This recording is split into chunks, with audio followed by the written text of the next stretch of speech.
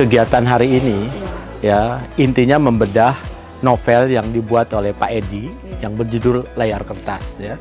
Jadi bagi kami ya organisasi riset arkeologi bahasa dan sastra, apa yang dihasilkan oleh Pak Edi itu menarik untuk dibahas.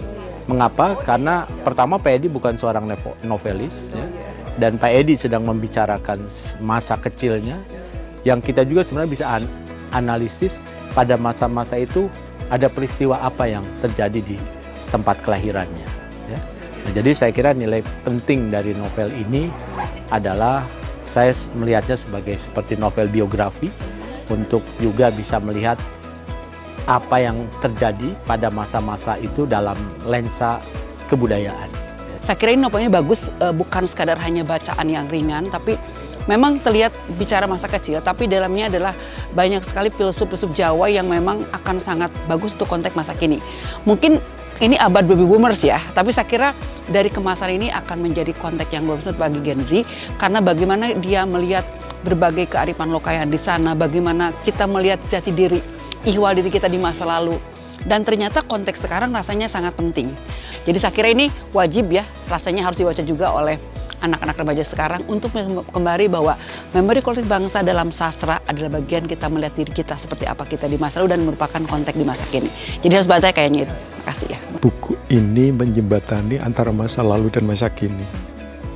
Jadi saya membayangkan beberapa tahun ke depan 50-100 buku ini akan menjadi sangat berharga. Karena di situ adalah semua peristiwa tentang peristiwa budaya sekitar tahun 60-70 yang ditulis dari perspektif seseorang yang memotret tentang keadaan sosiokultural pada saat itu dengan point of view yang sangat dalam sih menurut saya.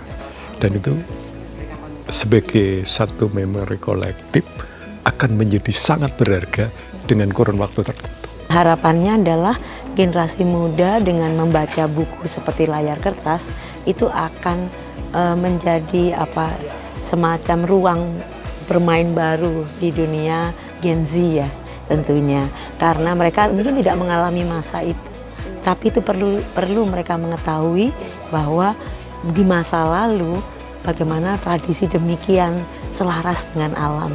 Dan itu juga membawa kemajuan bangsa ini. Harapan saya buku ini bisa menjadi pengetahuan bagi banyak pihak, terutama bagi pihak-pihak yang ingin mempelajari kebudayaan Jawa dalam arti yang luas.